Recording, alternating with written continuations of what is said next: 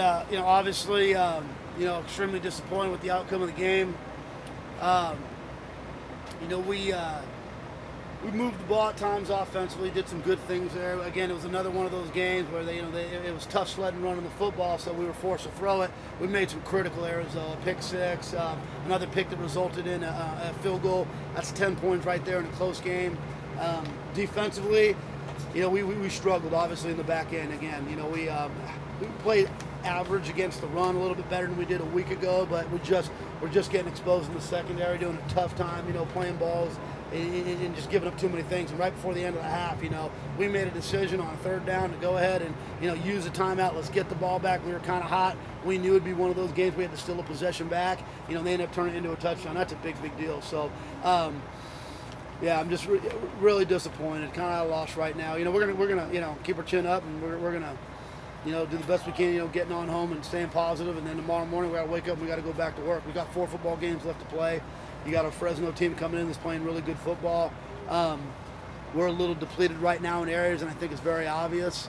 But regardless of that, every one of those guys who has an opportunity to get on in has just got to do more with that opportunity. So we're just going to keep driving and going. Matchups. You're sitting there and, you're playing coverage to try to help those guys out a little bit, and you're not getting as much pressure. And then when you do get pressure, you're in more man-type situations. And, with some of those guys out, we're really thin there. And again, we got exposed. We got guys that are just, not playing at a real high level in that back end right now. Is it disappointing when you see you got exposed by 0-17?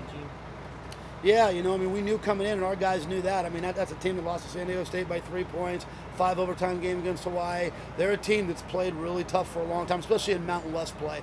Some of their non-conference games were a little different, but they're a team that they were more than capable of winning games, and they've proved that week in and week out throughout Mountain West play. The margin between teams is not that great, and we're just, again, we're not taking advantage of the opportunities given.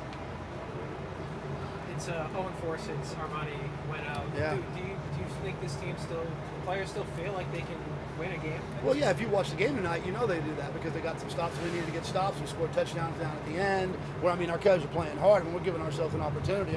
We line up and we execute what's it called, the sky kick on the onside. So last 2 weeks, there's no quitting our guys. Our guys are playing hard, so there's nothing wrong there. Are we different without him? I think we're very different without him. Now that we're within the 4-game window for the redshirt stuff, will we be seeing Kenyon Oblad at all in these final 4 It's games? possible now that we're in that 4-game window. Kenyon is able to get in there, and Max took some shots tonight too, so there's a chance that he'll get in there. I thought Max did some good things, obviously made some mistakes, but it's still his ball right now. And then Patrick Ballard too at wide receiver. He's a guy that obviously with some guys being out now, we need to add him into the mix, and he'll get an opportunity. Are you surprised that even though you're depleted on the back end, last 3 or 4 weeks, athletically, defensively, you've been outmatched by some teams that maybe, I don't know if you thought you could be athletically outmatched. Are you surprised at that, or is that something you have to get better at? Well, we got to get better at it. There's no doubt we got to be more athletic back there. I think, a week ago the big issue was the type of offense we were going against and, and the type of coverage we were playing. This week it's literally, you're right. Just being out-athleted. We got to make plays, but so many times on third downs we had opportunities. We got guys, right there on the hip, not able to make a play on the ball. Safety's not, not getting over there in time to help them out, like on that last play before the half. Those are critical things that, we need to address. And, some of it's addressed through coaching, some of it's addressed through recruiting. And, we're deep into this thing now. And we just, unfortunately, we can't afford to have Evan Ostry out. We can't afford to have Jericho Flowers out. We can't afford to have Ty Jason Roberts out. And that's 3 guys in the back end that were starters, the first 4 weeks, well, 2 of the weeks. And so now you're sitting without those guys, and the drop-off it's obvious. Now, those guys that are in there, they're talented. They've got opportunity. They got to play with more confidence, and they've got to be more aggressive. You mentioned the recruiting. Do you feel like there are enough athletes on the defense, or is that something you guys have to add through recruiting after the season? Well, I think, with 25 to bring in this next year, it needs to be addressed, and it can be with the numbers. The one good thing is when you look on our offense, you got Nate Jacobson and in Lexington, and in the 2 deep, that's really all you lose. You have everybody else coming back, I think 43 guys. So the offense is pretty set and for a number of years because it's pretty young. And you had Armani back in the mix, and Max is playing well, and Kenyon's up and rising. So we can take a majority of that and focus on that defensive side of the ball. We can still not sell the future because we can still afford to bring in some young guys, but bring in a good handful of older guys too to make a difference.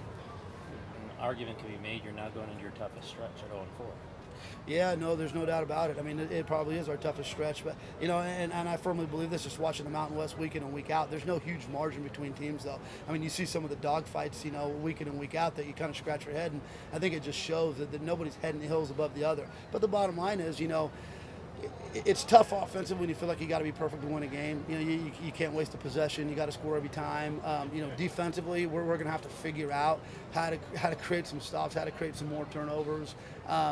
Special teams, we did some decent things tonight. Obviously, we had a big mistake on that first play. We had a guy wasn't catching the ball that was trying to tell the returner to fair catch it, but he did it by putting his hand in the air, and who knows where that thing goes. I mean, it looked pretty good at the time. So I think two of the phases are playing decent football right now. Obviously, we got to go back in and we got to get that defense kick started.